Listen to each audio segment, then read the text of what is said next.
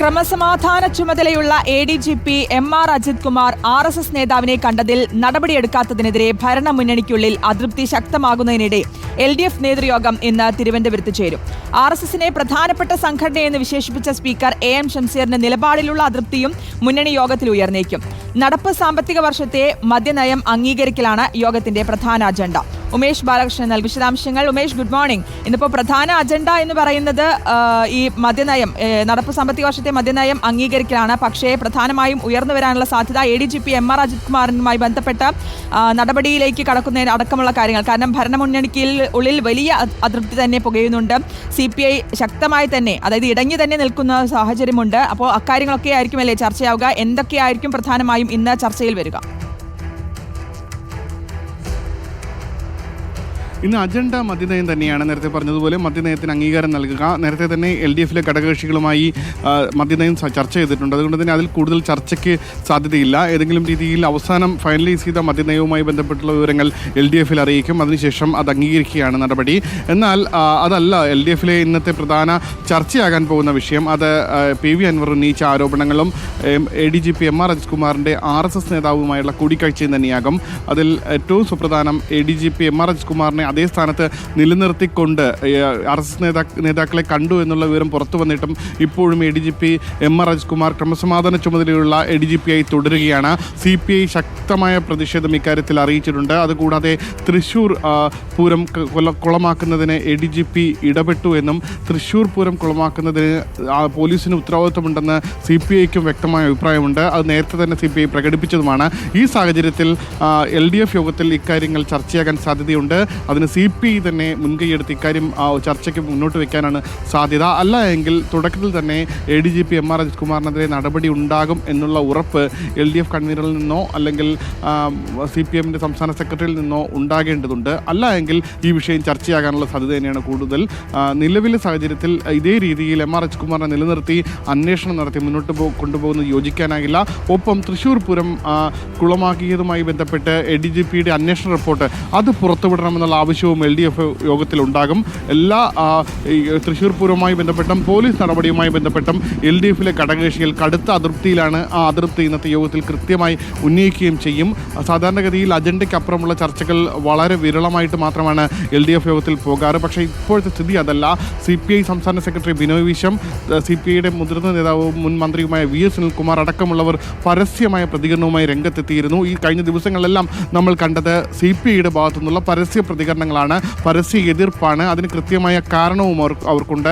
Thrissur seat തോൽക്കാനുള്ള പ്രധാന കാരണം പൂരം കുളമായത് ആണ് എന്നാണ് CPI വിലയിരുത്തപ്പെടുന്നത്. അതുകൊണ്ട് തന്നെ അത് ശക്തമായി ഉന്നയിച്ച് അതിന് കാരണക്കാരായവർക്കെതിരെ നടപടിയെടുത്ത് മുന്നോട്ട് കൊണ്ടുപോവുക എന്നുള്ള നിലപാട് CPI സ്വീകരിക്കാൻ സാധ്യതയുണ്ട്. അല്ല എങ്കിൽ നേരത്തെ പറഞ്ഞതുപോലെ യോഗം തുടങ്ങുന്നതിന് മുൻപ് ഉത്തരവാദിത്തപ്പെട്ടവർ MR അജിത് കുമാറിനെതിരെ നടപടി ഉണ്ടാകും. അതിന് സാവകാശം വേണമെന്നുള്ള ആവശ്യമോ മറ്റോ മുന്നോട്ട് വയ്ക്കാനാണ് സാധ്യത. അങ്ങനെയാണെങ്കിൽ ഒരുപക്ഷെ അജണ്ടയ്ക്ക് അപ്പുറമുള്ള ചർച്ചയ്ക്ക് പോകാൻ സാധ്യതയില്ല. അല്ല എങ്കിൽ ഇന്ന് കൃത്യമായി ഈ വിഷയം LDF യോഗത്തിൽ ചർച്ച ചെയ്ത ശേഷം CPIയുടെ നിലപാട് കൃത്യമായി ഉന്നയിക്കുകയും ചെയ്യും. അല്ല എങ്കിൽ ഉഭയകക്ഷി ചർച്ച ഒരുപക്ഷെ CPMഉം CPIയും LDF യോഗത്തിന് മുൻപ് ആശയവിനിമയം നടത്തി ഇക്കാര്യം ഉന്നയിക്കരുത്, അതിന് പരിഹാരമുണ്ടാകുമെന്നുള്ള ഉറപ്പ് CPMൻ്റെ ഭാഗത്തു നിന്ന് CPIക്ക് നൽകിയാൽ ഒരുപക്ഷെ ആ വിഷയം ചർച്ചയാകില്ല. എന്തായാലും അതൃപ്തിയാണ് LDFലെ ഘടകകക്ഷികൾക്ക് ഈ വിഷയവുമായി ബന്ധപ്പെട്ടുള്ളത്. അതുകൊണ്ട് തന്നെയാണ് ഈ വിഷയം ഇന്ന് ചർച്ചയാകുമെന്നുള്ള ഒരു വിലയിരുത്തൽ ഉള്ളതും. തുളസി, ശ്രുതി. ഒപ്പം തന്നെ ഉമേഷ്, ഈ PV അൻവർ MLA ഉന്നയിച്ച ആരോപണങ്ങളുടെ പശ്ചാത്തലത്തിൽ ADGP MR അജിത് കുമാറിനെതിരെ ഉടൻ നടപടി ഉണ്ടാകുമെന്നറിയുന്നു. അദ്ദേഹത്തെ ക്രമസമാധാന ചുമതലയിൽ നിന്നും മാറ്റും എന്നും ഒരു സൂചന ലഭിക്കുന്നുണ്ട്. ഈ PV അൻവറിന്റെ പരാതിയിൽ പത്തനംതിട്ട SP സുജിത് ദാസിനെയും അതുപോലെ തന്നെ മലപ്പുറം SP ശശിധരൻ എന്നിവരെയും നേരത്തെ സ്ഥലം മാറ്റിയിരുന്നു. ഇന്നിപ്പോൾ ഈ യോഗം കൂടി നടക്കുന്നു. ഒപ്പം തന്നെ ഈ അജിത് കുമാറിനെതിരായ നടപടി, അദ്ദേഹം ഈ RSS നേതാക്കളുമായി കൂടിക്കാഴ്ച നടത്തിയതിന്റെ പശ്ചാത്തലത്തിൽ CPI വലിയ രീതിയിലുള്ളൊരു അതൃപ്തി പ്രകടിപ്പിച്ച ഒരു സാഹചര്യത്തിൽ അദ്ദേഹത്തിനെതിരെ ഈ നടപടി അത് ഏത് രീതിയിലായിരിക്കും മുന്നോട്ട് പോവുക? പ്രധാനമായി ക്രമസമാധാന ചുമതലയിൽ നിന്ന് ADGP MR അജിത്കുമാറിനെ മാറ്റുക എന്നുള്ള ആവശ്യമാണ് ഇപ്പോൾ പരക്കെ ഉയരുന്നത്. കാരണം അദ്ദേഹത്തിനെതിരെ അന്വേഷണം പ്രഖ്യാപിച്ചിട്ടുണ്ട്. അന്വേഷണം നടത്തുന്നത് DGPയുടെ മേൽനോട്ടത്തിലാണ്. എന്നാലും MR അജിത്കുമാറിനേക്കാൾ ജൂനിയർ ഉദ്യോഗസ്ഥർ ഈ ടീമിലുണ്ടെങ്കിലും DGPയുടെ മേൽനോട്ടം ഈ അന്വേഷണത്തിനുണ്ട്. അതുകൊണ്ട് തന്നെ ഈ അന്വേഷണം തീരുന്നവരെയെങ്കിലും ഈ ADGPയുടെ ക്രമസമാധാന ചുമതല എന്നുള്ള ചുമതലയിൽ നിന്ന് മാറ്റി മറ്റെന്തെങ്കിലും ചുമതലയിലേക്ക് മാറ്റുക, അന്വേഷണ റിപ്പോർട്ട് അനുകൂലമാണെങ്കിൽ മാത്രം ക്രമസമാധാന ചുമതല തിരികെ നൽകുക എന്നുള്ള ഒരു നിലപാട് ഉദ്യോഗസ്ഥർക്കിടയിലും സർക്കാരിനിടയിലുമുണ്ട്. അക്കാര്യത്തിൽ ഒരു അന്തിമ തീരുമാനം എടുക്കേണ്ടതുണ്ട്. അക്കാര്യത്തിൽ നിലവിൽ കഴിഞ്ഞ ദിവസം അടിയന്തരമായ നടപടികൾ എടുത്തിരുന്നു. PV അൻവർ ആദ്യം ആരോപണം ഉന്നയിച്ച SP സുജിത് ദാസിനെ സസ്പെൻഡ് ചെയ്തിരുന്നു. പിന്നാലെയാണ് ഇപ്പോൾ മലപ്പുറം SP S ശശിധരനെ മാറ്റിയത്. കൂടാതെ മലപ്പുറത്തുള്ള DYSPമാരെ പൂർണ്ണമായി സ്ഥലം മാറ്റുന്ന സാഹചര്യവുമുണ്ടായി. ബെന്നി അടക്കമുള്ളവരെ സ്ഥലം മാറ്റുന്ന സാഹചര്യമുണ്ടായി. ഇനി ഉള്ളത് പ്രധാനമായി ADGP MR അജിത്കുമാർ തന്നെയാണ്. കഴിഞ്ഞ ദിവസങ്ങളിൽ PV അൻവറിൻ്റെയും അതിനുശേഷം PV അൻവറിൻ്റെ പ്രതികരണവുമെല്ലാം സെക്കൻഡ് വിക്കറ്റ് വീണു എന്നുള്ള നിലയിലായിരുന്നു SP S ശശിധരൻ്റെ മാറ്റവും. എന്തായാലും ഇക്കാര്യത്തിൽ ഇനി ഏറ്റവും പ്രധാന ലക്ഷ്യം അല്ലെങ്കിൽ ഏറ്റവും പ്രധാനമായി PV അൻവർ ലക്ഷ്യമിട്ട ആൾ എന്ന് പറയുന്നത് ADGP MR അജിത്കുമാറാണ്.